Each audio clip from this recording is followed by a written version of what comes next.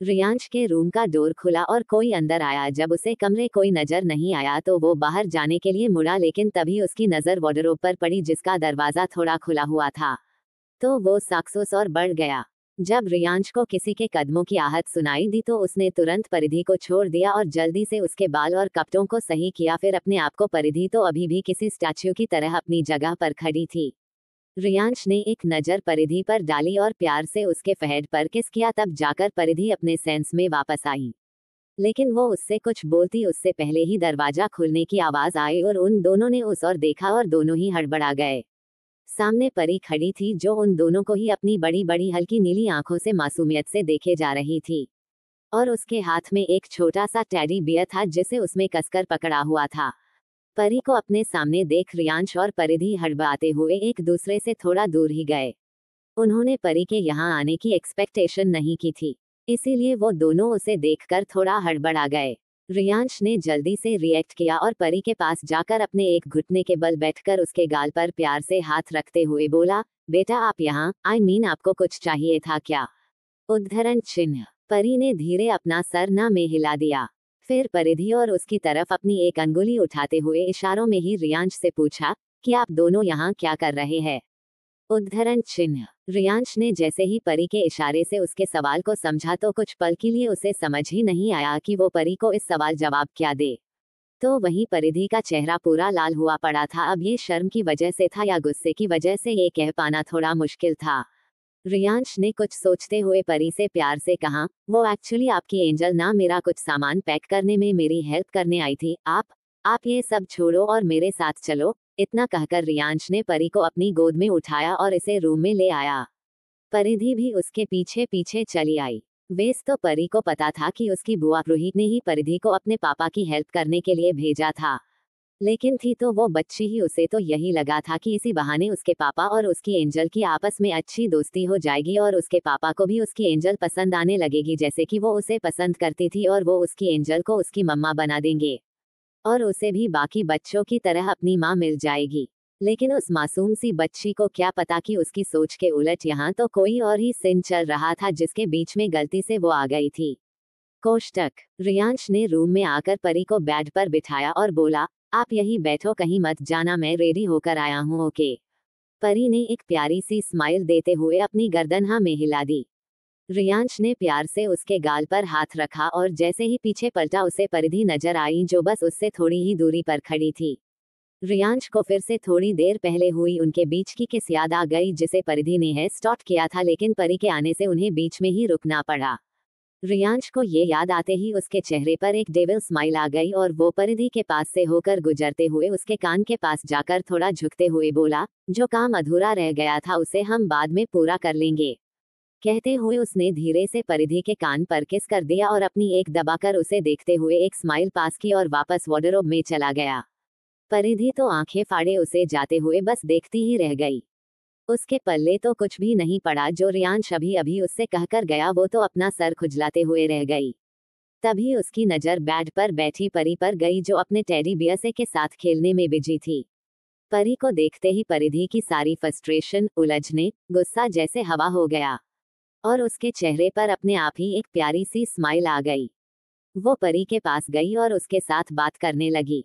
जब उसे लगा कि रियांश वापस आता ही होगा तो उसने यहाँ से खिसकने में ही अपनी भलाई समझी और परी को हॉल में मिलने का बोल वो वहां से चली गई। रियांश जब वापस आया तो वहां उसे सिर्फ परी दिखी, परिधि नहीं। उसे पता था कि वो उससे भागने की कोशिश कर रही थी, लेकिन अब जब आज इतना कुछ हो चुका था उनके बीच तो भला रियांश उसे इतनी आसानी से कैसे जाने दे सकता था। उसने मन ही मन डेविल स्माइल देते हुए कहा, कब तक मुझसे भगोगी परिधि? अब जब तुमने खुद ही इस सोते हुए शेर को जगा दिया है तो इसकी भरपाई भी तो तुम्हें ही करनी पड़ेगी। रियांश ने अपने ऑफिस की कुछ इंपॉर्टेंट फाइल्स, उसका लैपटॉप और टैब को पैक किया और परी को लेकर हॉल में आ गया जहां ऑलरेडी रूही, केविन, क्रिश और परिधि अपने अपने लगेज के साथ वहीं उसका वेट कर रहे थे। रूही रियांश को देख चिढ़ते हुए टोंट मारते हुए बोली, भाई ऐसा भी कौन सा खजाना पैक करना था आपको जो आपको आने में इतना टाइम लग गया? अरे इतना टाइम तो हम लड़कियां होते हुए भी नहीं लगाती जितना आपने लगाया है। आपको पता भी है हम सब पिछले 10 मिनट से यहाँ बेवकूफों की तरह आपका वेट किए जा रहे हैं। उद्धरण चिन्ह। रियांश रूही को घूरते हुए अपनी एक आईब्रो उठाते हुए बोला, ओह रियली, लेकिन तुम्हें नहीं लगता कि आजकल तुम्हारा मुंह और दिमाग कुछ ज्यादा ही चलने लगा है? रियांश का इशारा साफ साफ परिधि के तरह था, जिसे कुछ देर पहले उसकी बहनें ने उसके भोलेपन और मासूमियत का फायदा उठाते हुए उसे उसके कमरे में भेजा था। रियांश बेशक इस बात से खुश और रिलीफ महसूस कर रहा था कि उसने परिधि से फाइनली अपनी गलती की माफी मांग ली थी और उसने उसे माफ भी कर दिया था, जिसके कारण अब तक जो उसके दिल पर एक बोझ था, अब फाइनली उसे अपने दिल में एक सुकून सा महसूस होने लगा था। लेकिन वो रूही की इस हरकत की वजह से कहीं ना कहीं गुस्से में भी था। उसे ये बिल्कुल भी पसंद नहीं आया था कि उसकी छोटी बहन उसे और परिधि को एक साथ लाने की कोशिश में परिधि की मासूमियत और उसकी अच्छाई का फायदा उठा रही थी। चाहे रूही, केविन और क्रिश उसे कुछ कहे या ना कहे, लेकिन वो कोई एरा गेरा इंसान थोड़ी ना था जिसे अपने पीठ पीछे हो रही चीजों के बारे में कुछ भी पता ना चल सके। वो सब कुछ पहले से ही जानता था, लेकिन उसने कभी कुछ कहा नहीं, क्योंकि उसे लगता था कि उसके और परिधि के बीच कभी कुछ भी नहीं हो सकता था। लेकिन आज जो उनके बीच हुआ, उसने तो रियांश की सोच ही पूरी तरह से बदल दी थी। रूही ने जब रियांश के चेहरे और उसके कहे हुए शब्दों को समझने की कोशिश की, तो उसे समझते देर नहीं लगी कि उसका भाई परिधि के बारे में बात कर रहा था और उसे इनडायरेक्टली धमकी भी दे रहा था। रूही रियांश को गुस्से में देख डर गई। वो उसके गुस्से से वाकिफ थी, उसे अच्छे से पता था कि उसका भाई कितना डेंजरस था, तो उसका इस तरह डरना भी लाजमी ही था। रूही का तो डर के मारे मुंह ही नहीं खुल रहा था, लेकिन वो हिम्मत करके थोड़ा हकलाते हुए बोली, वो भाई, माँ, मैंने तो बस। वो इसके आगे और कुछ बोल पाती उससे पहले ही केविन चिढ़ते हुए बोला, तुम दोनों भाई बहन अपनी ये आंखों की लड़ाई बाद में लड़ लेना, अभी हम लेट हो रहे हैं, हमें निकलना चाहिए। उद्धरण चिन्ह। इतना कहकर उसने अपना बैग लिया और उसे कंधे पर टांगते हुए मेंशन से बाहर निकल गया। केविन को पहले ही समझ आ गया था कि जरूर उस आफत ने कोई आफत मचाई होगी, जिसकी वजह से रियांश थोड़ा गुस्से में नजर आ रहा था। लेकिन उसकी हिम्मत नहीं हो पा रही थी कि वो रियांश से इस बारे में अभी कुछ भी पूछे, वरना उसका गुस्सा और बढ़ जाता। इसीलिए उसने रूही को बचाने के लिए जो सही लगा वो उसके सामने कह दिया और वहां से जल्दबाजी में निकल गया ताकि रियांश को कुछ पता ना चल सके। कोष्टक। केविन के बाहर जाते ही रूही भी वहां से 9-2-11 हो गई, तो उसके पीछे पीछे क्रिश भी निकल लिया। उन तीनों के जाने के बाद रियांश ने परी को अपनी गोद में उठाया और बाहर की ओर बढ़ गया, तो उसके पीछे पीछे परिधि भी बाहर आ गई।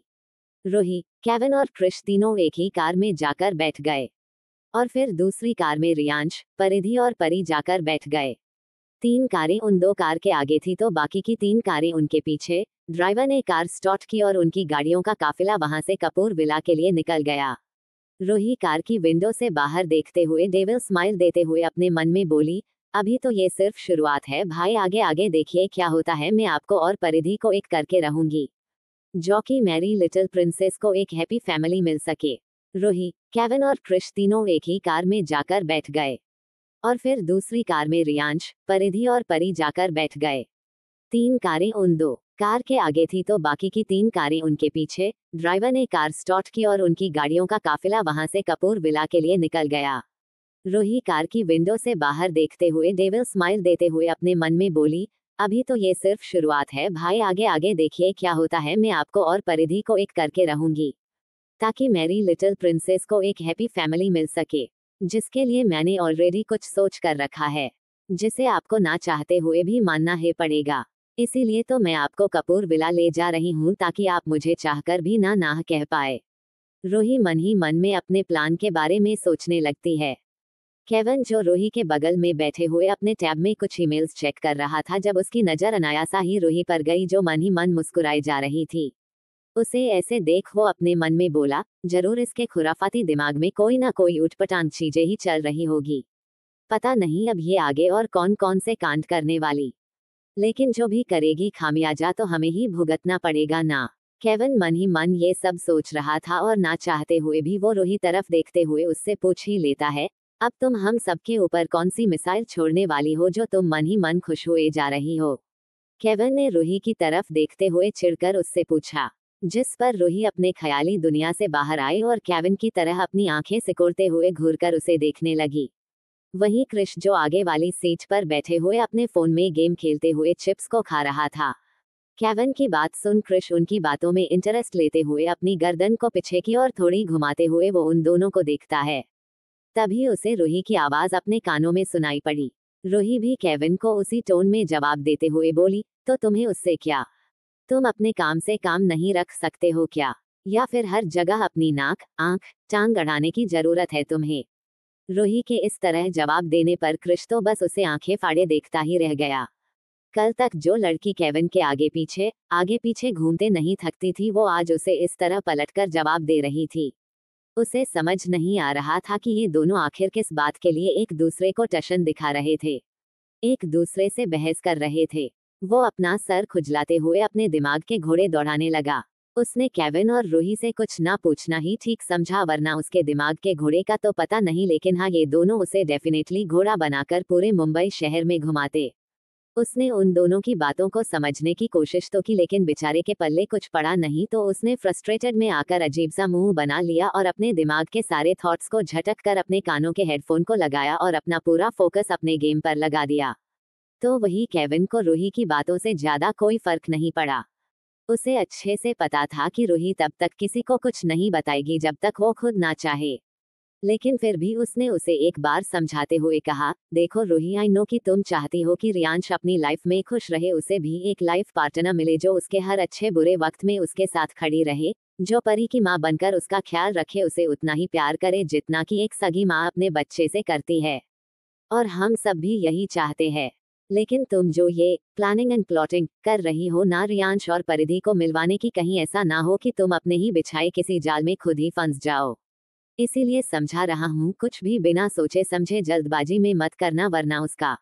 रूही जो कब से चुपचाप बैठी केविन की बातें सुन रही थी, वो उसकी बात को बीच में ही काटते हुए एक दर्द भरी मुस्कान अपने चेहरे पर लाते हुए बोली, तुम मुझे रिश्तों पर ज्ञान बांट रहे हो?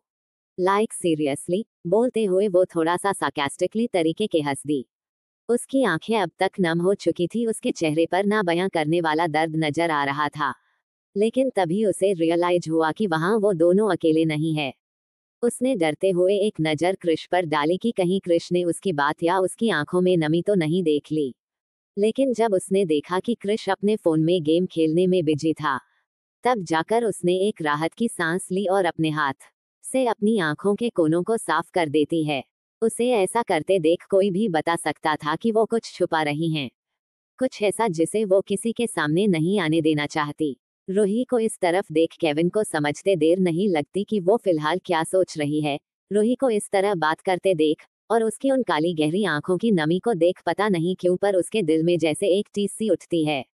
उसे अपने दिल में एक अजीब सा दर्द हो रहा था। वो बहुत अच्छे से जानता था कि रूही क्यों उससे इस तरह बात कर रही थी। उसने अनजाने में ही सही, लेकिन उसके पुराने जख्मों को कुरेद दिया था, जिस वजह से उसने उससे अपनी नजरें फेर ली थी। केविन का दिल कह रहा था कि उसे रूही से बात करनी चाहिए, लेकिन दिमाग कह रहा था कि फिलहाल उसे उसके हाल पर छोड़ देना चाहिए, वरना कहीं वो अपने मन में रखे इतने सालों के गुस्से का गुब्बारा अभी के अभी उसके सर पर ना फोड़ दे। केविन अपने दिल और दिमाग की जंग में उलझ कर रह गया।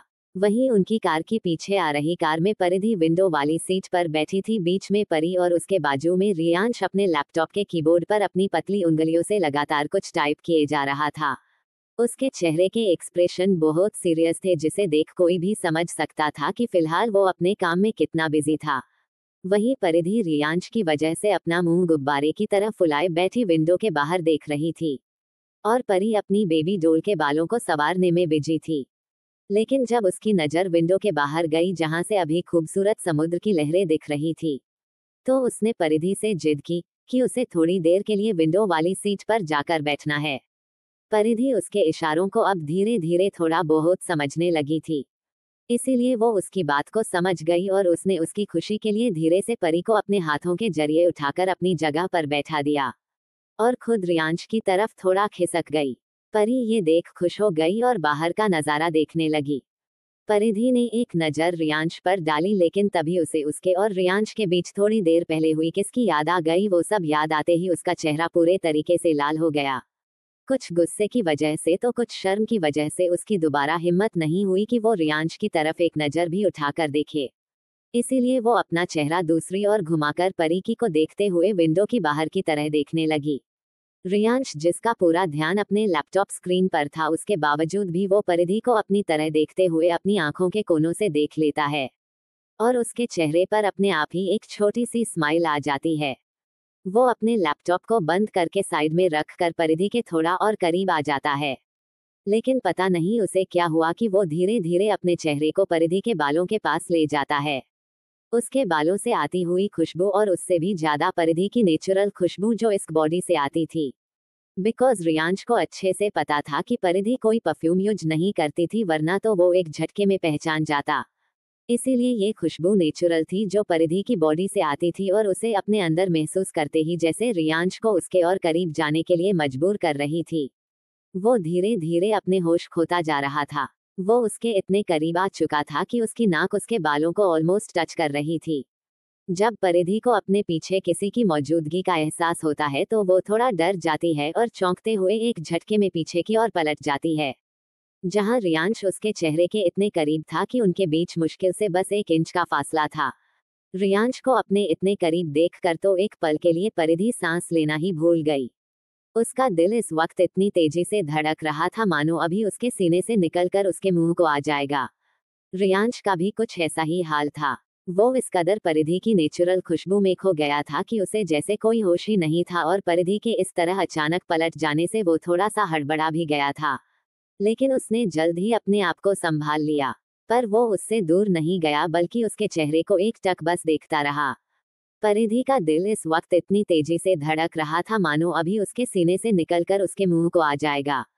रियांश का भी कुछ ऐसा ही हाल था। वो इस कदर परिधि की नेचुरल खुशबू में खो गया था कि उसे जैसे कोई होश ही नहीं था और परिधि के इस तरह अचानक पलट जाने से वो थोड़ा सा हड़बड़ा भी गया था।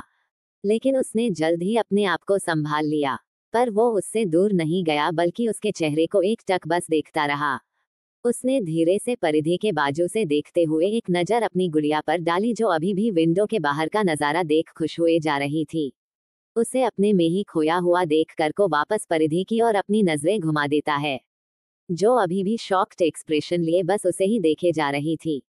रियांश धीरे से परिधि के गाल को प्यार से अपनी हाथों की उंगलियों से सहलाते हुए उसके चेहरे के थोड़ा और करीब जाकर धीरे से लेकिन अपनी सेडेक्टिव वॉइस बोला, जो काम अधूरा रह गया था उसे पूरा कर दिया जाए। बोलते हुए उसकी नजर परिधि के सुर्ख गुलाबी होंठों पर गई और वो उसे अपने उसी हाथ के अंगूठे से उसे रब करने लगा।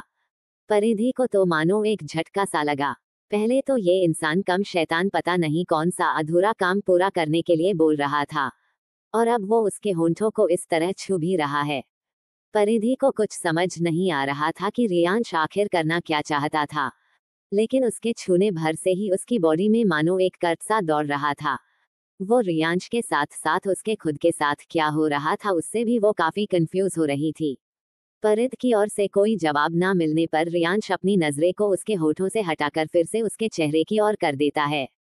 क्या हुआ, तुम ठीक तो हो ना? रियांश ने थोड़ा परेशान होते हुए पूछा, जिस पर परिधि उसे अजीब नजरों से देखते हुए धीरे से बोली, अरे ये सवाल तो मुझे आपसे पूछना चाहिए कि आपको क्या हुआ है, और आप बार बार कौन से अधूरे काम को पूरा करने की बातें कर रहे हो?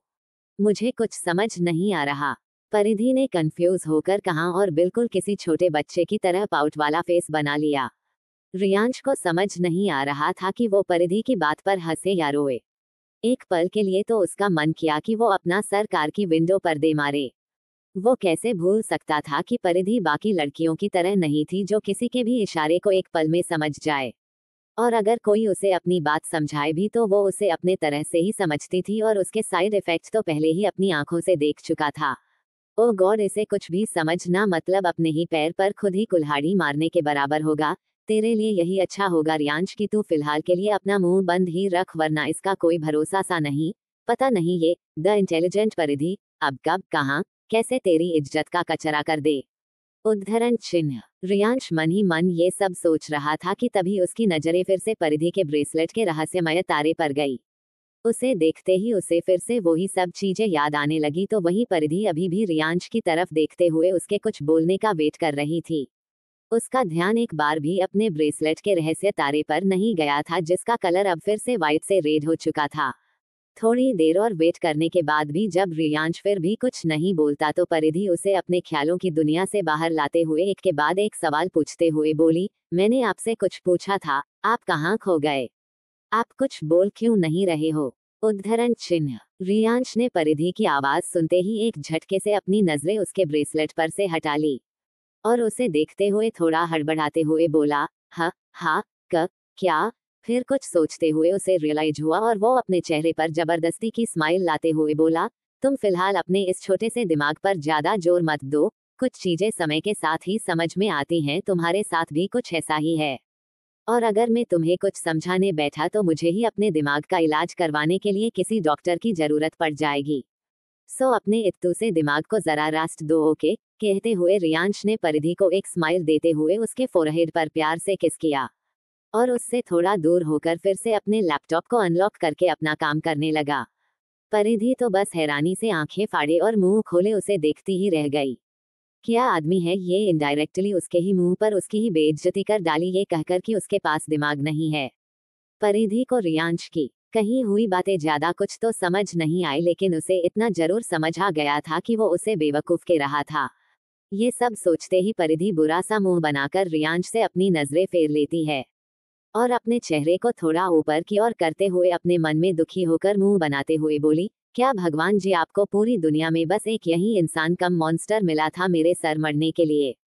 आप प्लीज मुझे जल्द से जल्द अपने सोलमेट से मिलवा दीजिए ताकि मेरा इस पिशाच से पीछा छूटे, जब देखो तब मेरा खून चूसता रहता है। अब आप ही कोई चमत्कार कर दो प्लीज। परिधि मन ही मन में भगवान जी से कभी शिकायत तो कभी रिक्वेस्ट कर रही थी, लेकिन तभी उसकी नजर अपने ब्रेसलेट गई। उसे देखकर उसे कुछ अजीब सा लगा, लेकिन उसने आज अनारकली सूट पहना हुआ था जिस वजह से उसके हाथ पर उसका दुपट्टा उसके कंधे से हटकर उसके हाथ को कवर कर चुका था। वो अपने दुपट्टे को अपने दूसरे हाथ से हटाकर उस रहस्य तारे को देख पाती उससे पहले ही परी, जो कब से विंडो से बाहर देख रही थी, वो परिधि की तरफ मुड़ जाती है। परिधि का ध्यान तुरंत अपने हाथ से हटकर उस पर चला जाता है, जिसकी आंखें अब भारी होने लगी थी। उसे ऐसे देखकर ही परिधि समझ गई कि उसे नींद आ रही होगी। परिधि ने बड़े प्यार से परी के गाल पर हाथ रखकर पूछा, आपको नींद आ रही है क्या? उद्धरण चिन्ह। परी परिधि की बात सुन बड़ी मासूमियत से अपनी गर्दन हाँ में हिला देती है। परिधि एक स्माइल करते हुए उसे अपने हाथों से उठाकर अपनी गोद में बैठा देती है और उसके सर को अपने सीने से लगाकर प्यार से उसके सर को सहलाने लगती है। अभी उसे अपनी माँ की याद आती है, जो अक्सर जब उसे नींद नहीं आती थी तो वो लोरी गाकर उसे सुलाती थी। पता नहीं कि उसे परी को देखकर क्या सूझा और वो वही लोरी गाने लगी। आ मेरे प्यारे बच्चे, तुझे मैं लोरी सुनाऊं, मीठे सपनों की दुनिया में तुझे मैं ले जाऊं, चांद सितारे और परियों से मिलवाओ, जहां प्यार ही प्यार हो और मिलते हो फरिश्ते, ऐसी जगह तुझे मैं ले जाऊं, जहां खुशियां ही खुशियां हो, गम ना हो कोई, ऐसे जहां की तुझे मैं सैर करवाओ। आ तेरी पलकों पर मैं रोज नए सपने सजाऊं जाऊं, तेरी प्यारी दो आंखों में निंदिया रानी को बुलाऊं, पवन छेड़े धीरे -2 सरगम तुझे मैं लोरी सुनाओ, सो जा मेरे प्यारे बच्चे तुझे मैं गाकर सुलाओ। उद्धरण चिन्ह। रियांश जो कब से अपने काम में लगा हुआ था, जब वो परिधि को गाते हुए सुनता है तो उसकी इतनी मीठी और प्यारी आवाज सुन कुछ पल के लिए तो शॉक्ड ही रह जाता है। फिर धीरे धीरे उसकी आवाज में जैसे कहीं खोसा गया था, वो अपना सारा काम छोड़ सिर्फ परिधि और अपनी नन्ही सी गुड़िया की तरफ एकटक प्यार से देखता रहता है। उसे पता भी नहीं चलता कि कब परिधि की लोरी सुनते सुनते उसकी आंखें भी भारी हो जाती है और वो परिधि के कंधे पर अपना सर रखकर सो जाता है। परिधि को जब अपने कंधे पर कुछ भारी सा महसूस होता है तो अपनी नजरें घुमाकर अपने कंधे की तरफ देखती है, जहां रियांश दिन भर की थकान और परेशानियों से दूर सुकून से सो रहा था।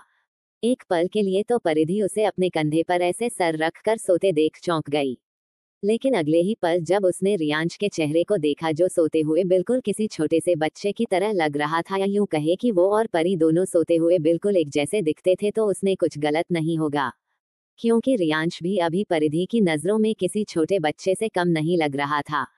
परिधि ने एक नजर रियांश पर डाली, फिर परी पर, एक उसके सीने से लगकर सुकून से सो रही थी तो दूसरा उसके कंधे पर दुनिया जहां से बेखबर सुकून की नींद सो रहा था। उन दोनों को ऐसे देखकर परिधि के चेहरे पर पता नहीं अपने आप ही एक स्माइल आ गई। उसने उन दोनों बाप बेटी को ऐसे ही सोने दिया और खुद भी सीट से टिककर अपनी आंखें बंद कर दी।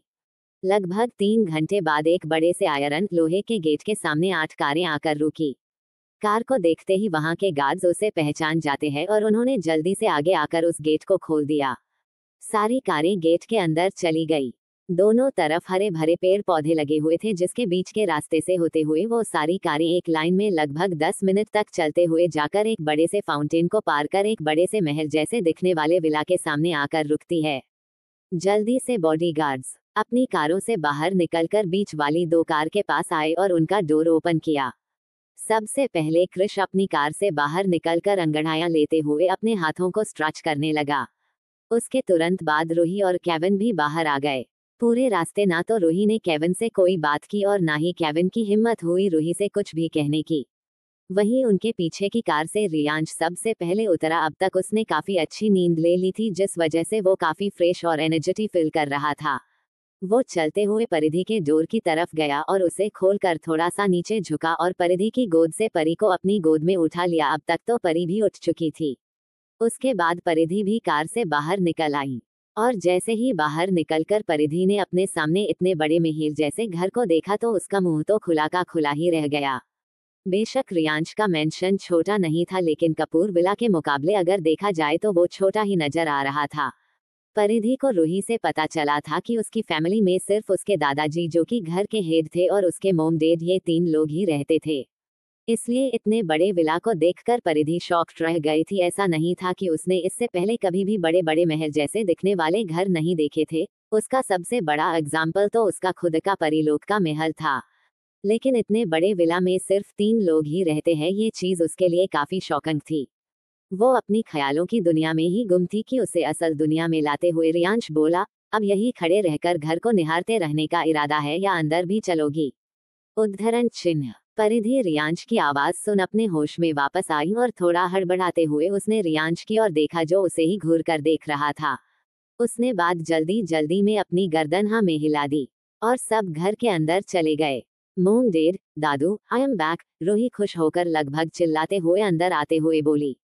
उसकी आवाज सुनते ही लिविंग रूम में बैठे वीरेंद्र कपूर, दादाजी, उत्कर्ष कपूर एंड अनीता कपूर, रियांश और रूही के पेरेंट्स तीनों की नजरें घर के मेन गेट की ओर चली गई, जहां से रूही उछलते कूदते हुए उन्हीं की ओर लगभग भागते हुए आ रही थी। उसे देखते ही वो तीनों खुश होकर अपनी अपनी जगह से खड़े हो गए। मोम, बोलते हुए रूही सीधा अपनी मोम के गले से जा लगी। उसकी मोम ने भी उसे प्यार से अपने गले से लगाते हुए बोली, मेरी बच्ची, कितने साल बाद आज मैं अपनी गुड़िया को देख रही हूँ। बोलते बोलते उनका गला भर आया और उनकी आंखों में भी नमी उतर आई थी। मैंने आप सबको बहुत मिस किया मम्मा, स्पेशली आपके हाथ के खाने को। I miss you so much. बोलते हुए रूही का भी गला भर आया। तब तक रियांश, परी, परिधि, केविन और क्रिश भी अंदर उन सबके पास आ जाते हैं। ये विला बाहर से जितना खूबसूरत था उससे कहीं ज्यादा तो ये अंदर से खूबसूरत और मॉडर्न इंटीरियर का था। यहाँ की हर एक चीज की कीमत लगभग लाखों में थी। परिधि बड़े ध्यान और बारीकी से घर को देख रही थी।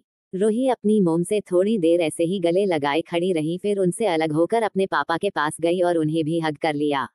उत्कर्ष जी भी प्यार से उसके सर पर अपना हाथ फेरते हुए बोले, तो फाइनली इस घर की तूफान में ला ही गई। उद्धरण चिन्ह। अपने पापा की बात सुन रूही उनसे दूर होकर मुंह बनाते हुए बोली, क्या डैड आप भी? पहले तो सिर्फ भाई ही मुझे परेशान करते और चिढ़ाते फिरते थे, लेकिन अब आप भी अपनी गुड़िया रानी को परेशान करोगे? कहते हुए उसने अपना मुंह दूसरी ओर करते हुए फुला लिया और अपने दादाजी को देखते हुए उनकी ओर बढ़ गई और उनके गले लगते हुए किसी छोटे बच्चे की तरह शिकायत करने के लहजे में बोली, देखो ना दादू, डैड मुझे तूफान मेल बुला रहे हैं। क्या मैं सच में आप सबको इतना परेशान करती हूँ जो आप सब मुझे ऐसे अजीबो गरीब नाम देते फिरते हैं?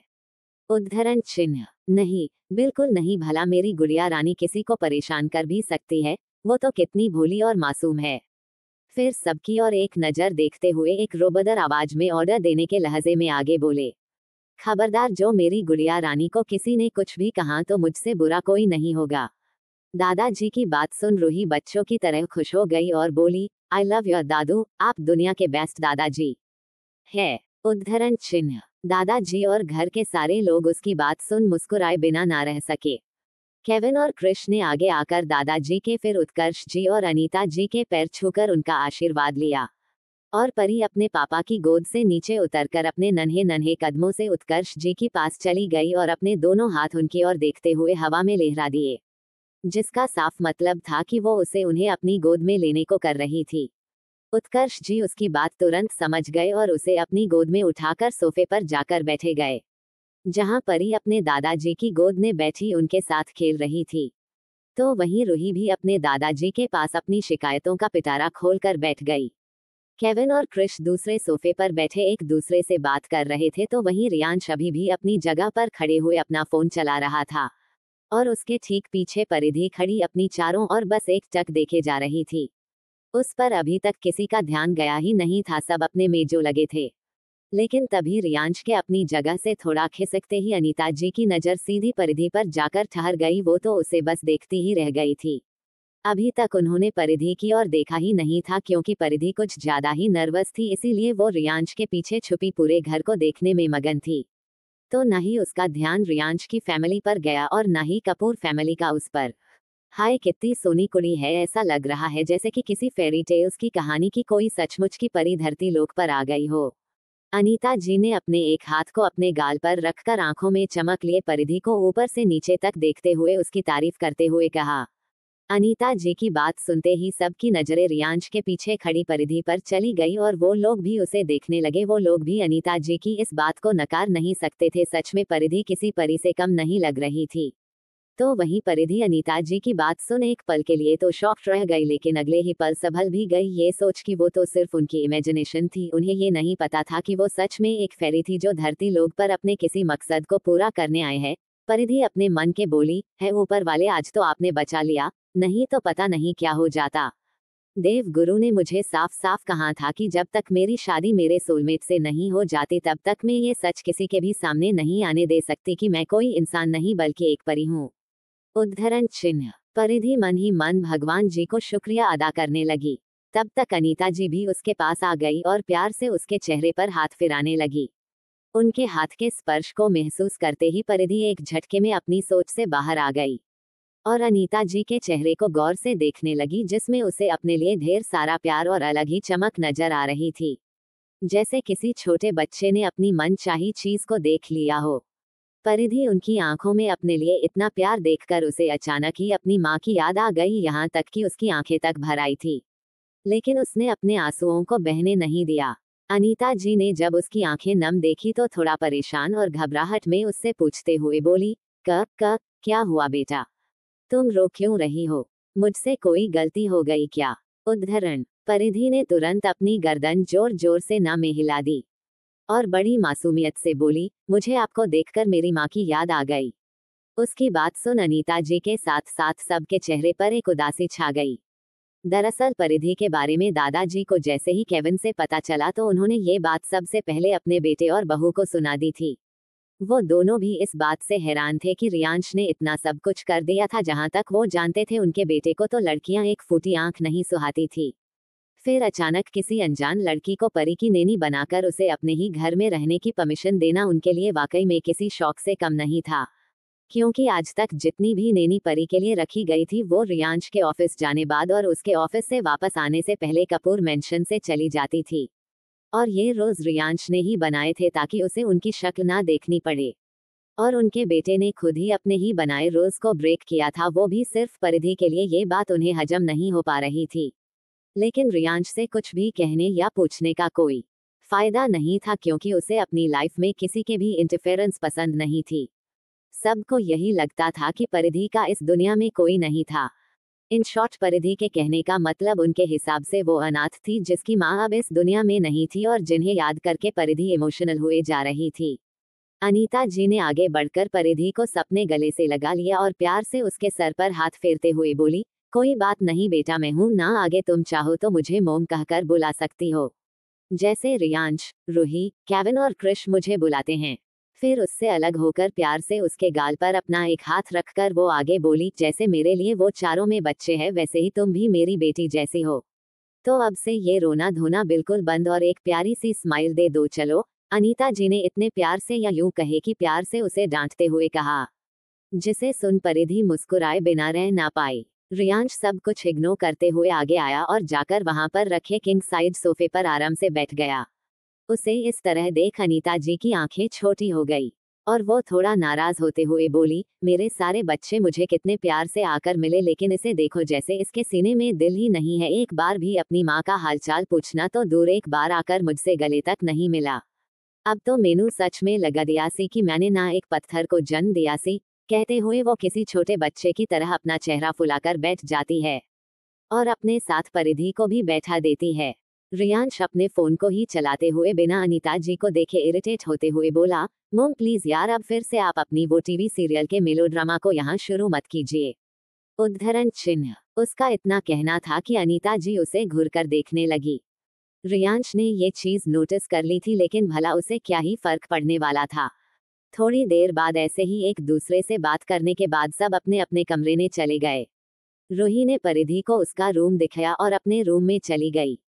फ्रेश होकर सब डाइनिंग हॉल में आकर अपना खाना खाने लगे। डाइनिंग टेबल इतना बड़ा था कि आसानी से उस पर लगभग 20 से 25 लोग बैठे सकते थे। पूरा डाइनिंग टेबल अलग अलग वैरायटी के खानों से भरा पड़ा था और उनकी खुशबू इतनी अच्छी आ रही थी कि जिसे भूख ना भी लगी तो भी उसके मुंह में पानी आ जाए। परिधि को खाने की तरफ देखते हुए उसकी भूख और बढ़ती जा रही थी। उसने पेट भरकर खाना खाया, लेकिन फिर भी उसका मन नहीं भरा था, क्योंकि खाना किसी और ने नहीं बल्कि अनीता जी ने खुद अपने हाथों से बनाया था। आखिरकार उनकी बेटी इतने सालों बाद जो घर वापस आई थी, तो बस इसी खुशी में उन्होंने खुद खाना बनाया था। सब ने अपना खाना खत्म किया और लिविंग रूम में जाकर बैठ गए। पता नहीं आप सब इस चुहिया के वापस आने पर इतना खुश क्यों हो रहे हो। जब देखो तब बस सबके नाक में दम करती फिरती रहती है ये। इसे देखकर तो मुझे कभी कभी समझ ही नहीं आता कि मैं एक बच्ची का बाप हूँ या दो बच्चियों का, क्योंकि इसकी हरकतें कभी कभी किसी छोटे बच्चे से कम नहीं लगती। रियांश ने रूही को एक नज़र देखते हुए कहा, जो अपनी मोम की गोद में अपना सर रखकर अपनी आंखें बंद किए हुए आराम कर रही थी। लेकिन वो सोई नहीं थी, इस वजह से उसने अपनी आंखें झट से खोल दी और चिढ़ते हुए रियांश की तरफ देखते हुए बोली, मैं कोई छोटी बच्ची नहीं हूँ। और दादाजी आप भाई से कुछ कह क्यों नहीं रहे हैं, देखिए ना ये कैसे मेरा मजाक उड़ा रहे हैं। रूही ने अपने दादाजी से रियांश की शिकायत करते हुए कहा। लेकिन ये क्या, दादाजी तो खुद रियांश की बात पर मुंह दबाए हंस रहे थे और साथ ही घर के बाकी लोग भी। ये देख रूही और बुरी तरह चीड़ गई और अपनी जगह से खड़ी होकर बोली, आप में से कोई मुझसे प्यार नहीं करता, मुझे आप में से किसी के भी साथ बात नहीं करनी। इतना कहकर वो अपने पैर पटकते हुए सीढ़ियां चढ़ने लगी, लेकिन तभी उस पूरे लिविंग रूम में एक आवाज गूंज उठी, तुमसे किसने कहा कि कोई तुमसे प्यार नहीं करता? मैं हूं ना। रूही ने जैसे ही ये आवाज सुनी तो उसने उस और देखा, ये आवाज दरवाजे की ओर से आई थी और वहां पर किसी जाने पहचाने चेहरे को देखकर रूही के चेहरे पर एक बड़ी दी स्माइल आ गई। लेकिन ये क्या, दादाजी तो खुद रियांश की बात पर मुंह दबाए हंस रहे थे और साथ ही घर के बाकी लोग भी। ये देख रूही और बुरी तरह चिढ़ गई और अपनी जगह से खड़ी होकर बोली, आप में से कोई मुझसे प्यार नहीं करता, मुझे आप में से किसी के भी साथ बात नहीं करनी। इतना कहकर वो अपने पैर पटकते हुए सीढ़ियां चढ़ने लगी, लेकिन तभी उस पूरे लिविंग रूम में एक आवाज गूंज उठी, तुमसे किसने कहा कि कोई तुमसे प्यार नहीं करता? मैं हूं ना। रूही ने जैसे ही ये आवाज सुनी तो उसने उस और देखा, ये आवाज दरवाजे की ओर से आई थी और वहां पर किसी जाने पहचाने चेहरे को देखकर रूही के चेहरे पर एक बड़ी सी स्माइल आ गई। तो वहीं घर के बाकी सब लोगों की नजरें भी दरवाजे की ओर चली गई। जहां सबके चेहरे पर उस शख्स को देखकर खुशी थी, तो वहीं केविन का चेहरा उसे देखते ही कठोर हो गया और उसकी आंखें सर्द हो गई।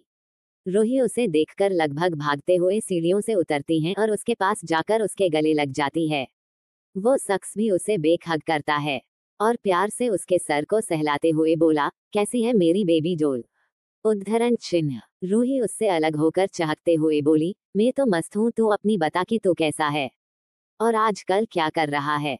फिर थोड़ा सोचते होते हुए वो आगे बोली, एक मिनट, लेकिन तुझे कैसे पता चला कि मैं इंडिया वापस आ गई हूँ? मैंने तो अभी तक किसी को भी नहीं बताया था, फिर तुझे कैसे पता चला? उद्धरण चिन्ह। रूही के सवाल पर वो शख्स थोड़ा हंसते हुए उसके बाल को खींचते हुए बोला, तुझे क्या लगता है बेबी डॉल की तू मुझे नहीं बताएगी तो मुझे कुछ पता नहीं चलेगा? तू शायद भूल रही है कि मैं नील खन्ना हूँ, जो अपने दोस्त हो या दुश्मन दोनों की हर पल की खबरें रखता है। फिर रूही के गाल को खींचते हुए प्यार से, और तू तो मेरी सबसे स्पेशल फ्रेंड है, तो तेरे वापस इंडिया आने के बारे में मुझे कैसे पता नहीं होगा?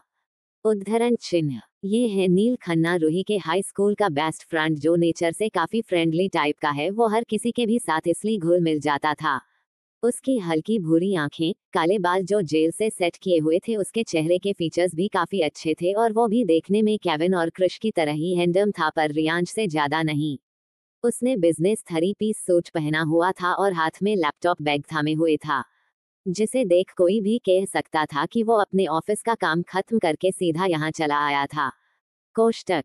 रूही उसकी बातें सुन अपनी आंखों से ही उसकी तारीफ करती है, लेकिन कोई था जो उन्हें अपनी जलती हुई निगाहों से देखे जा रहा था। केविन, जो नील को यहाँ देखकर बिल्कुल भी खुश नहीं था, लेकिन जब उसने रूही और नील को एक दूसरे को हग करते हुए देखा और नील का बार बार रूही को बेबी डॉल बोलना, उसके बालों को तो कभी उसके गाल को खींचना बिल्कुल भी पसंद नहीं आया था, उसे ये सब देखकर गुस्सा आने लगा था। इतना गुस्सा कि अगर उसका बस चलता तो वो नील को अभी के अभी मौत के घाट उतार देता। उसने अपने हाथों की मुट्ठी भींच ली थी। उसका दिल कर रहा था कि वो अभी उन दोनों के पास जाए और रूही को उससे अलग करके उसकी नजरों से कहीं दूर ले जाए जहां वो चाहकर भी ना पहुंच पाए, और उसे इतना मारे कि वो अपने सपने में भी रूही के आसपास भी ना भटके। लेकिन फिलहाल वो अपने इमोशंस और अपने गुस्से को अपने अंदर दबाने के अलावा और कुछ नहीं कर सकता था, क्योंकि वो तीनों वहां अकेले नहीं थे बल्कि कपूर फैमिली भी वहां पर मौजूद थी, और वो उनके सामने कोई तमाशा नहीं करना चाहता था। इसीलिए उसे ये जहर का घूंट पीना पड़ा। उसे ये फीलिंग्स कुछ समझ नहीं आ रही थी, लेकिन वो चाहकर भी अपने दिल में लगी इस आग का कुछ नहीं कर पा रहा था। अरे, उस बेचारे को ऐसे ही बाहर खड़े रखने का इरादा है या उसे घर के अंदर भी लेकर आएगी? अनीता जी ने रूही से कहा, जो कब से नील से बातें करने में इतना खो गई थी कि उसे याद ही नहीं रहा कि वो दोनों अभी भी दरवाजे के पास ही खड़े होकर बातें कर रहे थे। जब रूही ने अपनी मोम की आवाज सुनी तब जाकर उसे अपनी गलती का एहसास हुआ और वो नील से सॉरी कहते हुए उसका पकड़कर उसे घर के अंदर लेकर आई। नील एक एक करके सबसे मिला और केविन भी अपने चेहरे पर जबरदस्ती की स्माइल के साथ उससे मिलने के अलावा और कुछ नहीं कर सकता था। जब नील की नजर परिधि पर गई तो वो तो बस उसे देखता ही रह गया, और जैसा कि उसका नेचर था वो उसके साथ भी उसी तरह बात करते हुए बोला, hey hi beautiful, I am Neel Khanna and what's your name. करते हुए नील ने अपना हाथ परिधि के सामने किया। परिधि एक पल के लिए तो घबरा गई। वो ऐसे कैसे किसी से नहीं बात कर सकती थी, लेकिन उसने देखा था कि रूही किस तरह से नील से बातें कर रही थी। ये सोचते ही उसका मन थोड़ा शांत हुआ और वो अपने हाथ को आगे बढ़ाकर नील से हैंड शेक करती उससे पहले ही किसी ने उसकी कलाई जोर से पकड़ी और उसके एक झटके में अपनी तरफ खींचते हुए उसे नील से दूर कर दिया। ये सब इतनी जल्दबाजी में हुआ था कि ना ही नील और ना ही परिधि कुछ समझ पाई थी, और घर के बाकी सब लोग तो बस शॉक्ड होकर ये सीन देखते ही रह गए। परिधि एक पल के लिए तो घबरा गई। वो ऐसे कैसे किसी से भी बात कर सकती थी, लेकिन उसने देखा था कि रूही किस तरह से नील से बातें कर रही थी। ये याद आते ही उसका मन थोड़ा शांत हुआ और वो अपने हाथ को आगे बढ़ाकर नील से हैंड शेक करती उससे पहले ही किसी ने उसकी कलाई जोर से पकड़ी और उसके एक झटके में अपनी तरफ खींचते हुए उसे नील से दूर कर दिया। ये सब इतनी जल्दबाजी में हुआ था कि ना ही नील और ना ही परिधि कुछ समझ पाई थी, और घर के बाकी सब लोग तो बस शॉक्ड होकर ये सीन देखते ही रह गए। रियांश ने ही परिधि का हाथ पकड़कर उसे अपनी तरफ खींच लिया था, जिस वजह से परिधि अपने आप को संभाल नहीं पाई और सीधे रियांश के सीने से जा लगी। रियांश ने उसे ऐसे ही अपने एक हाथ से उसकी कमर से पकड़ हुए अपनी शांत लेकिन सर्द आवाज में नील से बोला, अगर हाय हेलो बोलने का तुम्हें इतना ही शौक है तो तुम दूर रहकर भी तो बोल सकते हो, उसके लिए हैंड शेक करने या चिपकने की क्या जरूरत है? उद्धरण चिन्ह। रियांश, जो थोड़ी देर पहले केविन के चेहरे के एक्सप्रेशन देखकर मन ही मन हंस रहा था, क्योंकि केविन नील और रूही को एक साथ देखकर पता नहीं अपने मन ही मन में उसे कितनी ही गालियां दे चुका था। उसे इतने गुस्से में देखकर रियांश को उसे चिढ़ाने का मन कर रहा था, लेकिन वो उसे कुछ कह पाता उससे पहले उसने देखा कि नील परिधि के पास जा रहा था। ये देख मानो उसका खून खोलने लगा और वो दोनों एक दूसरे से हाथ मिला पाते उससे पहले ही रियांश ने परिधि को नील से दूर कर दिया। कोष्टक। रियांश की आवाज इतनी ठंडी थी कि किसी के भी पसीने छूट जाते, लेकिन यहाँ तो नील था जो हमेशा बेफिक्र और बिंदास रहने वालों में से था। वो वही करता था जो उसे अच्छा लगता था। उसे बाकी सब से कोई फर्क नहीं पड़ता था और ना ही वो किसी से डरता था, फिर चाहे वो रियांश ही क्यों ना हो। नील थोड़ा हंसते हुए रियांश को शांत करने के लिए बोला, वो ब्रो जस्ट चिल। अरे, मैं तो बस इतनी ब्यूटीफुल लेडी का उनसे उनका नाम पूछ रहा था। तुम इतना क्यों भड़क रहे हो यार? वैसे ये तुम्हारी क्या लगती हैं? उद्धरण चिन्ह। नील ने थोड़ा शक करते हुए रियांश से पूछा, क्योंकि अभी भी परिधि उसकी बाहों में थी और उसे देख ऐसा लग रहा था जैसे रियांश परिधि की ढाल बनकर उसे सबकी नजरों से बचाकर रखना चाहता था। तुमसे मतलब? तुम अपने काम से काम रखो, समझे? इतना कह रियांश ने परिधि का हाथ पकड़ा जो कंफ्यूज होकर बस इन दो अजीब प्राणियों को देख रही थी। रियांश उसे सोफे के पास ले जाकर उसे अपने पास बिठा दिया। परिधि ने भी कोई ऑब्जेक्शन नहीं उठाया, उसे तो वैसे भी कोई फर्क नहीं पड़ता था कि वो नील से मिले या नहीं। नील को रियांश का बिहेवियर थोड़ा अजीब लगा, लेकिन उसने ज्यादा इस चीज पर ध्यान नहीं दिया और सोफे पर बैठकर सबके साथ बातें करने लगा। रियांश ने अपने फोन से नजरें हटाकर एक नजर परिधि पर डाली जो परी के साथ खेलने में बिजी थी, और फिर नील पर जिसका ध्यान रूही के साथ बातें करने में था, और बाकी सब भी अपनी अपनी बातों में लगे हुए थे। रियांश जानता था कि नील एक अच्छा इंसान था, वो कभी हुई किसी लड़की के साथ कोई मिसबिहेव नहीं करेगा, लेकिन पता नहीं जब बात परिधि की आती तो उसके लिए ये सारी चीजें मायने नहीं रखती थी। वो बस इतना जानता था कि परिधि उसके अलावा किसी और अननोन पर्सन या यूं कहे कि किसी और लड़के के आसपास भी ना जाए। उसे खुद नहीं समझ आ रहा था कि उसे परिधि की हर एक छोटी बड़ी चीज से उसे इतना फर्क क्यों पड़ने लगा था। क्यों वो नहीं चाहता कि कोई भी लड़का परिधि के आसपास भी भटके। उसके पास इन सवालों के जवाब नहीं थे, इसीलिए उसने अपने मन में यही सोच लिया कि परिधि का इस शहर में कोई नहीं है जो उसका ख्याल रखे, तो बस वो उसे सबसे प्रोटेक्ट करना चाहता था और कुछ नहीं। उसने मन ही मन में अपने आप को तसल्ली दे दी। लेकिन क्या वाकई में ऐसा था? रूही नील के साथ एक ही सोफा पर बैठी बातें कर रही थी और बीच बीच में हंस भी रही थी, जिसे देख केविन गुस्से से आग बबूला हो रहा था। उसे उन दोनों का आपस में ये हंसी मजाक करना बर्दाश्त नहीं हो रहा था, लेकिन बेचारा सबके सामने होते हुए वो बस अपनी जलती हुई निगाहों से उन दोनों को देखने के अलावा और कुछ नहीं कर सकता था। रूही नील से बात कर ही रही थी कि उसे अचानक अपने प्लान के बारे में याद आया। वो इतनी इम्पोर्टेंट बात कैसे भूल सकती थी, जिसके लिए वो स्पेशली यहाँ अपने भाई को लेकर आई थी। उसे अब अपने ऊपर ही गुस्सा आ रहा था कि वो अपने गुस्से के चक्कर में ये बात भूल कैसे गई। रूही झट से अपनी जगह से खड़ी हो गई और सबकी ओर देखते हुए थोड़ी ऊंची आवाज में बोली, प्लीज अटेंशन एवरीवन, मुझे आप सबसे एक बहुत इंपॉर्टेंट बात करनी है। उद्धरण चिन्ह। रूही की बात सुन अनीता जी उसे सवालिया नजरों से देखते हुए बोली, कौन सी इम्पोर्टेंट बात बेटा? बाकी सब भी उसे सवालिया नजरों से देख रहे थे और उसके आगे बोलने का वेट कर रहे थे। रूही ने सबकी ओर एक सरसरी निगाह डाली और अपने दादू के पास जाकर उनके पास बैठते हुए किसी छोटे बच्चे की तरह शिकायत करते हुए बोली, दादू मैं इतने साल बाद वापस आई हूँ, तो आपको नहीं लगता कि हम सबको कुछ दिनों के लिए कहीं बाहर घूमने जाना चाहिए? वैसे भी मैं जल्द ही ऑफिस ज्वाइन करने वाली हूँ, फिर तो मुझे वक्त ही नहीं मिलेगा आप सबके साथ टाइम स्पेंड करने का। रूही की बात दादाजी के साथ उत्कर्ष जी और अनीता जी को भी सही लगती है। वैसे भी उनके दोनों बच्चे उनसे हमेशा से ही दूर रहे थे, बस कभी कभार ही उन्हें अपने बच्चों की शक्लें देखने को मिल जाती थी, और अब जब वो सब यहाँ है तो एक फैमिली ट्रिप तो बनती थी। इसी बहाने उन्हें अपने बच्चों के साथ कुछ वक्त भी बिताने को मिल जाएगा। तो वो तीनों हाके देते हैं। कृष और नील इन दोनों को भी रूही का आइडिया अच्छा लगा, लेकिन केविन को पता नहीं क्यों ऐसा लग रहा था कि कुछ ना कुछ तो गड़बड़ होने वाली है। तो वहीं परी और परिधि बाहर घूमने जाने के नाम से ही काफी खुश और एक्साइटेड हो गई थी। लेकिन उन सब के अरमानों पर पानी फेरते हुए रियांश बोला, मेरे पास इतना फालतू टाइम नहीं है जो मैं इन सब में बर्बाद करूं। अगर आप सबको जाना है तो आप सब जा सकते हैं, लेकिन मुझसे ऐसी कोई भी उम्मीद मत रखिएगा। उद्धरण चिन्ह। रियांश की बात सुन रूही अपने मन में रोते हुए बोली, नो नो नो भाई, अगर आप ही नहीं चलोगे तो मेरे प्लान का क्या होगा? उसका तो पूरा का पूरा कबाड़ा हो जाएगा। नहीं, आप मेरे इतने अच्छे खासे प्लान का सत्यानाश नहीं कर सकते। मैं भी देखती हूँ कि आप कैसे इस ट्रिप के लिए रेडी नहीं होते। रूही ने अपने मन ही मन में सोचा और परी को देखा, जिसका चेहरा अचानक ही रियांश की ना सुनते ही मुरझा गया था। रूही उसे इस तरह तो बिल्कुल भी नहीं देख सकती थी। वो जो कुछ भी कर रही थी अपनी भतीजी के लिए ही तो कर रही थी, तो वो उसे ऐसे उदास कैसे देख सकती थी? उसने परी को अपनी आंखों से ही कुछ इशारा किया, जिसे परी समझ गई, क्योंकि रूही ने उसे पहले ही अपने इस ट्रिप वाले प्लान के बारे में बता दिया था। तो उसे समझते देर नहीं लगी कि उसकी बुआ क्या कहना चाहती है। परी परिधि के पास से होकर रियांश के पास चली गई और क्यूट सा लेकिन सेड वाला फेस बना लिया, और उसकी बड़ी बड़ी हल्की नीली आंखें भी नम हो गई थी, जिसे देख रियांश घबरा गया और उसके चेहरे को अपने हाथों में थामते हुए बोला, क्या बच्चे आप रो क्यों रहे हो?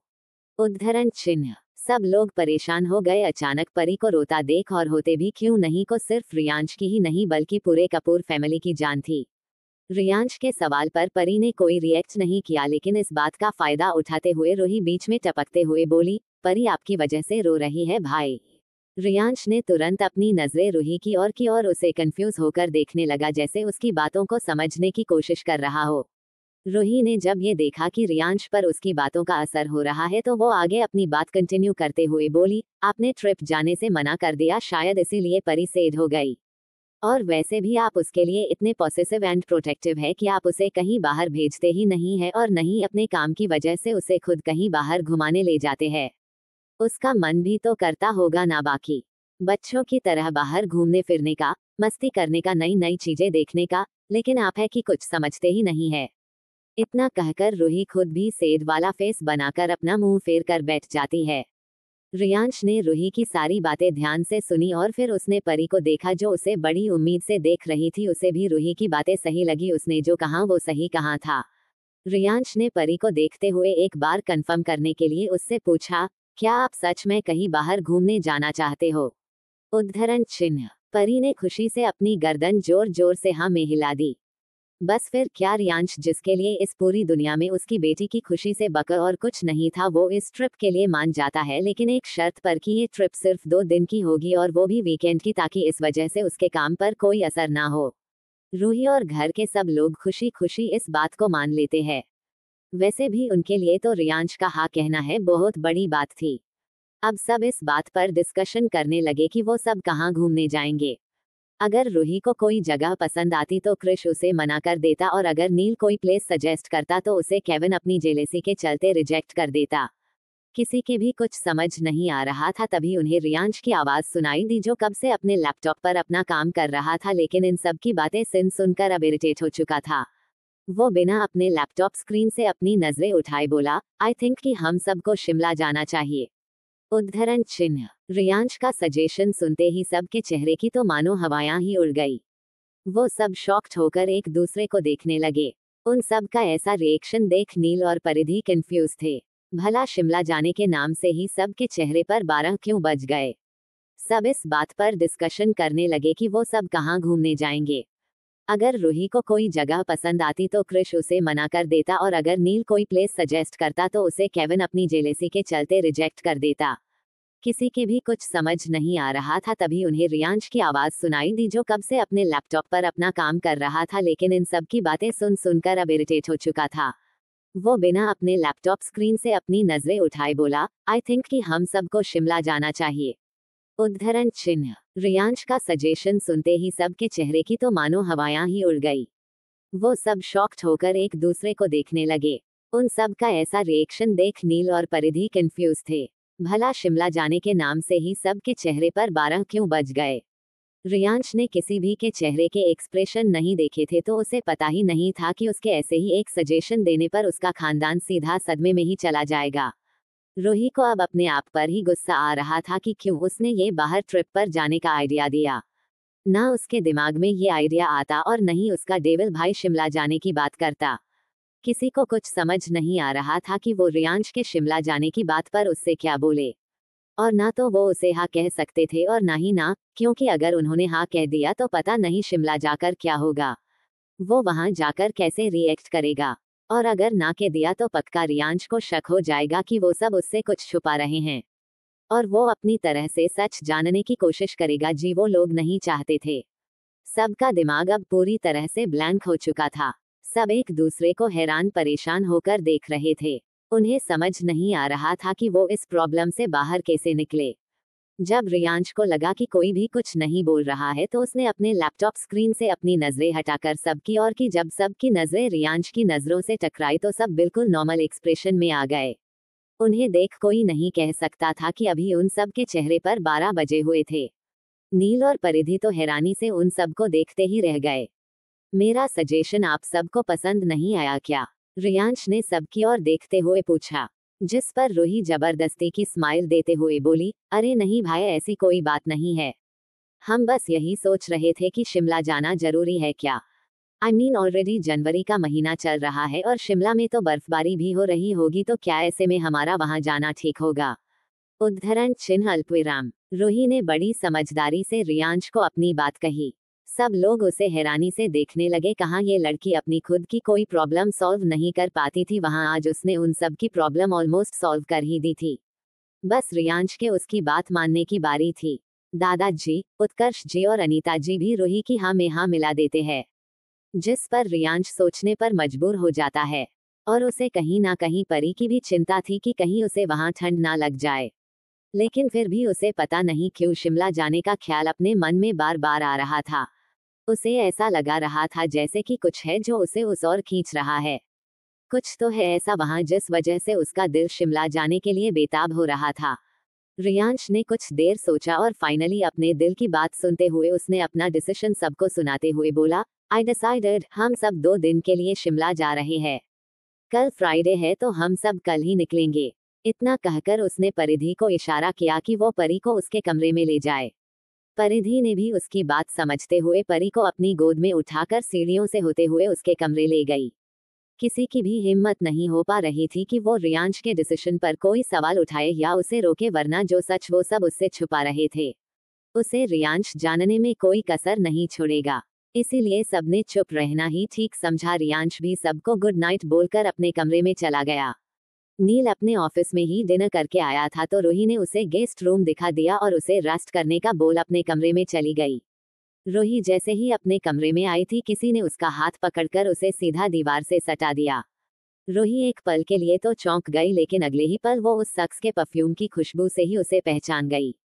लेकिन वो हैरान होते हुए बोली, तुम इस वक्त यहाँ क्या कर रहे हो? उद्धरण चिन्ह। रूही ने बस इतना ही पूछा था कि केविन ने लाइट्स ऑन कर दी, जिस वजह से कमरे में जो थोड़ी देर पहले अंधेरा छाया हुआ था वो अब पूरी तरह से हट चुका था। वो दोनों एक दूसरे के चेहरे के इतने करीब थे कि उनकी सांसें तक आपस में टकरा रही थी।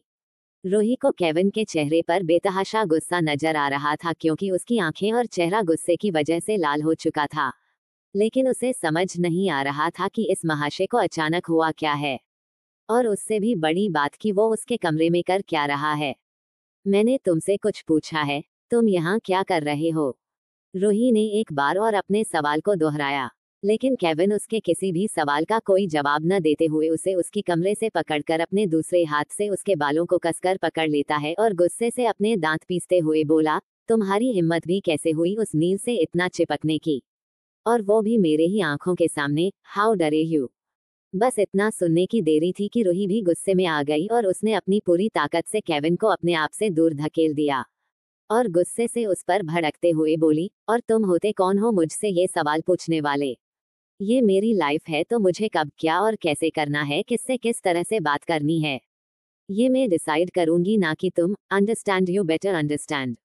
इतना कह रूही गुस्से से पलट कर जाने ही वाली थी कि केविन ने उसका हाथ पकड़ लिया और उसे अपनी तरफ खींचकर एक बार फिर उसे उसकी कमर से टाइटली पकड़कर अपने दूसरे हाथ से उसके चेहरे को थामते हुए उसे अपने करीब करते हुए एक एक शब्द पर जोर देते हुए बोले, because I am your husband, तो इस अधिकार से मुझे तुमसे जुड़ी हर एक छोटी बड़ी चीजें जानने का पूरा हक है, जिसे तुम भी मुझसे नहीं छीन सकती। Because you are my legal wife, और इस सच को तो तुम चाहकर भी नहीं बदल सकती है ना स्वीट हार्ट। कहते हुए केविन ने मुस्कुराकर रूही को आंख मार दी, जिस पर रूही तो बस उसे आंखें फाड़े देखती ही रह गई। ये इंसान गिरगिट की तरह रंग बदलना कब से सीख गया? ये पहले तो ऐसा नहीं था, फिर अचानक इसके सर पर कौन सा भूत सवार हो गया को ये मुझे खुद अपनी लीगल वाइफ बुला रहा है। इतने सालों में तो इसने मेरी तरफ ढंग से देखा तक नहीं, और आज अचानक इसे याद आ गया कि इसकी कोई बीवी भी है।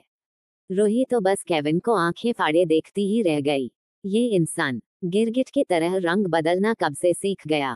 ये पहले तो ऐसा नहीं था, फिर अचानक इसके सर पर कौन सा भूत सवार हो गया जो ये मुझे खुद अपनी लीगल वाइफ बुला रहा है। इतने सालों में तो इसने मेरी तरफ ढंग से देखा तक नहीं, और आज अचानक इसे याद आ गया कि इसकी कोई बीवी भी है। रूही ने मन ही मन में सोचा। उसे अपने दिल में कहीं ना कहीं खुशी महसूस हो रही थी, क्योंकि आज पूरे 5 सालों में पहली बार केविन ने उसे अपनी वाइफ जो कहा था। लेकिन अगले ही पल उसकी खुशी जैसे कहीं गायब हो गई जब उसे याद आया कि उनकी शादी किस तरह हुई थी, और केविन के लिए ये शादी, ये रिश्ता सिर्फ एक बोझ के अलावा और कुछ नहीं था, जिसे वो ना चाहते हुए भी ढो रहा था। रूही को जैसे ही सब कुछ याद आया उसने एक झटके में केविन से अपने आप को छुड़वा लिया और उससे थोड़ा दूर होकर खड़ी हो गई। केविन उसे हैरानी से देखने लगा। जो लड़की हमेशा उसके करीब आने की कोशिश करती थी, आज वो खुद उसे अपने आप से दूर धकेलने की कोशिश कर रहा थी। ये बात उसके समझ के परे थी। रूही ने 2-3 बार गहरी सांस लेकर अपने आप को और अपनी फीलिंग्स को कंट्रोल किया और केविन से अपने मुरझाए हुए चेहरे से अपनी शांत आवाज में बोली, तुम प्लीज यहाँ से जाओ। मुझे फिलहाल तुमसे कोई बात नहीं करनी, प्लीज चले जाओ यहाँ से। इतना कहकर रूही केविन की तरफ अपनी पीठ करके खड़ी ही गई। वो बिल्कुल नहीं चाहती थी कि केविन उसकी आंखों में जो आंसू थे उसे वो देख के और उसे और गिल्टी फील हो जो उसे उस रात के बाद हुआ था। और उस एक रात ने उसे जितनी खुशियां दी थी उससे कहीं ज्यादा दर्द और तकलीफ दी थी। और वो उस एक रात की कीमत आज तक चुका रही है केविन की आंखों में गिल्ट को देखकर, और इसी वजह से वो केविन के सामने कमजोर नहीं पड़ना चाहती थी। केविन को उसका यूं उससे मुंह मोड़ना पसंद नहीं आया। वो चाहता था कि रूही उससे बात करे, उससे लड़े झगड़े, चाहे तो उसे मार मार कर उसके चेहरे का नक्शा ही क्यों ना बिगाड़ दे, लेकिन उससे बात करे, क्योंकि उसके इस अचानक बदलते रवैये से वो समझ गया था कि उसने जाने अनजाने फिर से उसके पुराने जख्मों को कुरेद दिया था। लेकिन केविन ने अपने आप को समझाया कि उसे थोड़ी देर अकेले रहने देना चाहिए ताकि वो थोड़ी संभल जाए। उससे वो कल शिमला जाकर आराम से बात करेगा। ये सोचते हुए उसने दरवाजे की ओर अपने कदम बढ़ा दिए और एक नज़र रूही की ओर डाली जो अभी भी उसकी ओर पीठ किए हुए खड़ी थी। गुड नाइट, इतना कहकर उसने दरवाजा खोला और बाहर निकल गया। रूही ने जैसे ही दरवाजा बंद होने की आवाज सुनी तब जाकर उसने पीछे पलटकर देखा, केविन जा चुका था। उसने जल्दी से जाकर दरवाजा अंदर से बंद कर दिया और बेड के पास जाकर उस पर औंधे मुंह लेटकर तकिए में अपना मुंह छुपाकर फुट फुट कर रोने लगी। लगभग आधे घंटे तक वो रोती रही और जब थोड़ी सामान्य हुई तो बेड से टिककर अपनी आंखें बंद करके बैठ गई। उसे धीरे धीरे वो सब कुछ याद आने लगा जो 5 साल पहले हुआ था। उसे आज भी वो रात याद थी जिसने उसकी पूरी जिंदगी पलट कर रख दी। फ्लैशबैक। 5 साल पहले रूही अपनी फ्रेंड राशि के बर्थडे पार्टी अटेंड करने के लिए ताज होटल गई थी। वहां लगभग कॉलेज के सारे स्टूडेंट्स मौजूद थे। रूही ज्यादा ड्रिंक नहीं करती थी और ना ही उसे किसी लड़के के साथ डांस करने में कोई इंटरेस्ट था, इसीलिए वो चुपचाप एक टेबल पर बैठी अपनी फ्रेंड राशि और उसके साथ उसके कुछ और फ्रेंड्स भी थे जो डांस फ्लोर पर डांस कर रहे थे, उन्हें देख रही थी। लेकिन उस पार्टी में कोई था जो उसे अपनी गुस्से से भरी लाल आंखों से देखे जा रहा था और साथ ही साथ ड्रिंक भी कर रहा था। उसके आसपास 3 लड़के और खड़े थे जो उसी के फ्रेंड्स थे, जो उसे रूही को इस तरह गुस्से देख एक दूसरे को कंफ्यूज होकर देख रहे थे। उनमें से एक लड़के ने उस लड़के के कंधे पर अपना हाथ रखते हुए उससे पूछा, दानिश, तू उस लड़की को इस तरह गुस्से क्यों घूरे जा रहा है? क्या तू जानता है उसे? उद्धरण चिन्ह। दानिश ने बिना अपनी नजरें रूही पर से हटाए जवाब देते हुए बोला, तुझे याद है मैंने कहा था कि मुझे एक लड़की मिली थी कॉफी शॉप के बाहर जिसे देखते ही मैं उसे पाना चाहता था और मैंने उसे अपनी गर्लफ्रेंड बनने का ऑफर दिया था, लेकिन उसने मुझे साफ मना कर दिया था। मुझसे ये बात बर्दाश्त नहीं हुई कि किसी ने मुझे दानिश चंद्रा को मना दिया। मैंने गुस्से में आकर उसे जबरदस्ती किस करने की कोशिश की तो उसने गुस्से में आकर सबके सामने मुझ पर हाथ उठाया, या तक कि अपनी फाइटिंग स्किल्स का यूज करके मेरा हाथ और पैर फ्रैक्चर कर दिया था। पूरे 6 महीने में बेड पर पड़ा रहा और जिसकी वजह से मैंने इतनी प्रॉब्लम्स फेस की वो लड़की कोई और नहीं बल्कि यही है। दानिश ने गुस्से से अपने दांत पीसते हुए कहा। उसकी पूरी बात सुन उसके पास खड़े वो तीनों लड़के शॉक्ड हो गए और रूही को देखने लगे। सच में उस लड़की में कुछ तो बात थी जिसने दानिश चंद्रा पर हाथ उठाने की, यहाँ तक कि उसे मारने तक की हिम्मत की थी। उन तीनों को पता था कि दानिश उस लड़की को इतनी आसानी से तो नहीं छोड़ने वाला था। आखिरकार उसकी मेहरबानी की वजह से को पूरे 6 महीने तक बेड पर जो पड़ा रहा था। तो अब तूने क्या सोचा है? क्योंकि जहां तक हम तुझे जानते हैं तू इतनी आसानी से अपनी बेइज्जती नहीं भूलेगा, दूसरे लड़के ने सोचते हुए कहा। जिस पर दानिश ने उसे एक डेविल स्माइल दे दी लेकिन बोला कुछ नहीं। लेकिन उन तीनों को समझ आ गया कि दानिश जरूर कुछ बहुत बड़ा करने वाला था। रही ने अपने लिए एक ड्रिंक ऑर्डर की। दानिश ने इसी चीज का फायदा उठाते हुए एक वेटर को बुलाया और उसे पैसों की गड्डी थमाते हुए उसके कान में कुछ कहा और रूही की तरफ इशारा कर दिया। वेटर उसकी बात को समझ गया और रूही की ओर बढ़ गया। उसने रूही तरफ ट्रे को बढ़ा दिया। रूही उसमें से एक वाइन का ग्लास उठा लिया। ये देख वेटर के चेहरे पर एक मुस्कान तैर गई और उसने एक नजर दानिश की ओर देखा जो उसे आंखों से शाबाशी से रहा था। वेटर ने उसे स्माइल देते हुए आगे बढ़ गया। दानिश रूही को देखते हुए अपने मन में बोला, तुमने मेरी बेइज्जती करने की हिम्मत की थी ना, तो अब देखो मैं तुम्हारा कैसे पूरी दुनिया के सामने तमाशा बनाता हूँ। तुम उस दिन को कोसोगी जिस दिन तुमने मुझ पर हाथ उठता था, and I promise to you